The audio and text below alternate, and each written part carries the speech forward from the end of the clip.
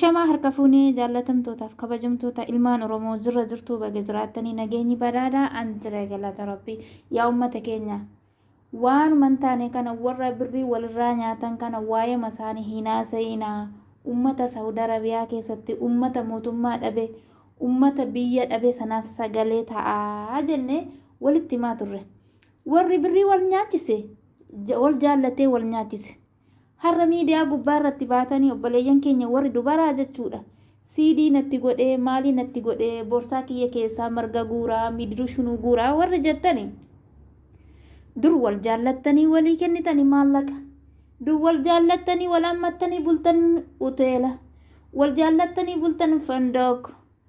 Wal hammattanii bultan hotel. So har'a ummanni lammiin Saawudi Arabiyaa keessatti daakala hammaam keessa rafaa jiran dachee shintibeetii keessa kan rafaa jiran kuni sinitti dhaga'amuu dhiisee waa'ee dhalaan birrii dhiira nyaachifte waa'ee dhiirri birrii irraa nyaate as baatanii nutti odeessitu. Yaa ummata keenya warra uffata dhabee warra waan nyaatu dhabee warri marrimmaan isaanii gubaa keessa jiru abidda keessa jiru lammii Itoophiyaa keenya warra simmintoo cabbii kanarra ciisu qorra kanaan jechuudha. Isaaniif sagalee ta'a. Waa'ee shamarran kana achas baastanii nutti odeessinaa. Dhugaa Rabbi tokkicha rakkoon kan jiru obboleeyyan keenya warra shamarran bira. Dura yeroo sana jaallattee maallaqa kenniteefi mana nikaa tokko malee kan maatii ishee hin beekne kan zarii ishee hin beekne kan obboleessa ishee hin beekne mana hoteelaa waliin raftee fandoq waliin raftee. So har'a as baatanii waa'ee lammii Itoophiyaa dachee Saawudi Arabiyaa keessatti achi keessatti dhawamaa jiru waa'ee isaanii dagattanii uffata malee jechuudha. Cinaacha foon isaaniitiin lafa duwwaa simmintoo kana yeroon kun yeroo qorraatti nyaata gahaan qaban bishaan gahaan qaban biyya Saawudi Arabiyaa jechuudha.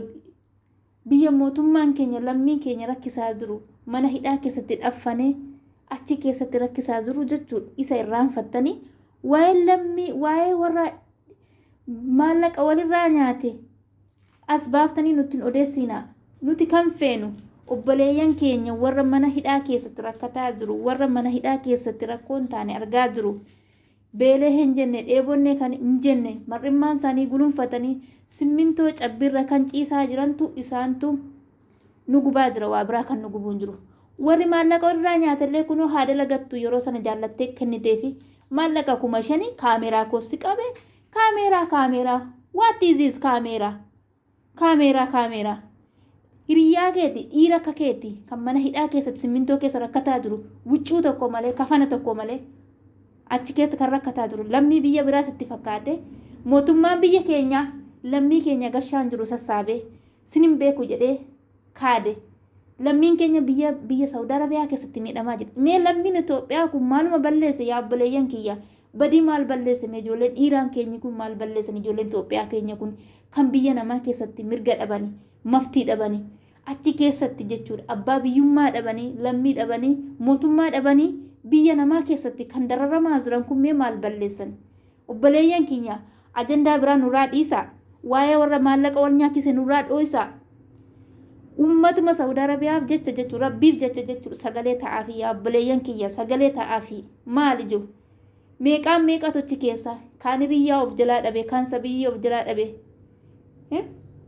namaan meeqa tochi keessatti dhumataa jira. Waanuma birrii nurraa dhiisaa birrii 5,000 maaliif 5,000 hoteela wajjiin rafee jettee kalaas hoteela wajjiin raftee faayidaa mataa isheeti jiroo mataa isheeti fedhii daqiiqaa 5 yookaan daqiiqaa 30 jettee maallaqa ishee galaa hattee jaallattee kennitee fi dha'ee harkaan fuune garafee harkaan fuune akkuma isiniin jedhe dhimma dhuunfaa namaa keessan galiinaasin.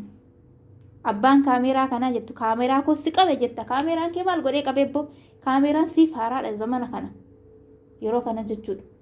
Kanaaf nuti ajandaa biraan feenu ajandaa biraan nutti naasayina as baatanii gadi ajandaa waa'ee dhiirri dhalaan maallaqa nyaachifte nutti naasayina dhimma dhuunfaa namaa keessan galiina bultii namaa keessan galiina dhimma isaaniiti wal dhiisanii wal jaallatanii waan sin galchuun qabu. Sin kan isinitti dhaga'amu akka Oromummaa sagalee ta'uuf lammii keessaniif bira dhaabbachuu. Hatattamaan mootummaa kana cinqitanii hatattamaan warreen mana hidhaa hin jirrellee jechuudha. Sinillee har'a qabamnaa keessan bor qabamnaa keessan hin beektani. Jiruu gaddaa keessa jiraataa jirtu. lammiin keessan mana hidhaa keessatti wareeramaa jira. Lammiin keessan mana hidhaa keessatti nyaata dhabee bishaan gahaa dhugaatii dhabuudhaatiin nyaata gahaa dhabuudhaatiin qulqullina gaarii dhabuudhaatiin dhiqannaa dhabuudhaatiin hangni isaa ciibtaa'ee jira.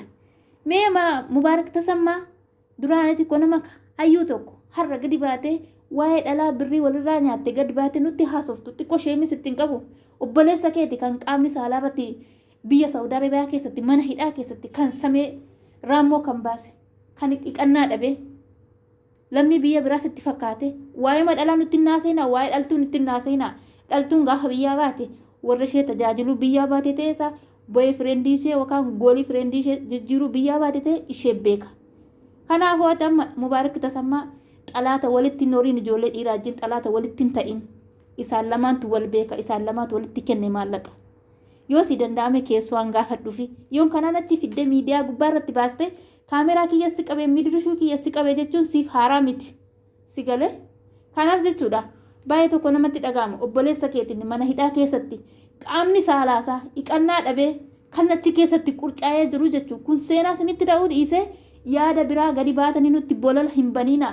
Lammiin keenya biyyumatti haa galu mootummaa kana hatattamaan cinqirra dhaabaa hatattamaan sagalee ta'aa fi maali obboleeyyan keenya warri mana hidhaa Saawud Arabiyaa keessatti rakkataa jiranii waa balleessaniifis miti. Meel Itoophiyaan kun maal balleesse lammiin Itoophiyaa kun maal balleesse akka ilma namaa dalagachuu biyyaa bee biyya namaatti godaane dalagachuu biyyaa bee biyya namaa keessatti sammuus dhabee qaama saalaasaas dhabee kan mana hidhaa keessatti du'a kan nyaata gahaa dhabee kan ruuza gubaa kana affeeletti kenna shiroo tokko malee waxii tokko malee kun sinitti irraanfatame har'as baatanii waa'ee dhalaa nutti odeessitu waa'ee dhalaa nutti hin odeessina imma ishee nyaachifte maallaqa kan nu aarsa jechuudha. Namni kamiyyuu jechuudha dhalatee obboleessa biraan namne dhalatee obboleettii biraan namne kun dogongora shamarraniiti kan maallaqa nyaachise dhiira malee dhiirri tokko harkaan dirqisiise harkaan fuune dhimma abbaa dhuunfaa keessa galtanii nutti naaseenaa.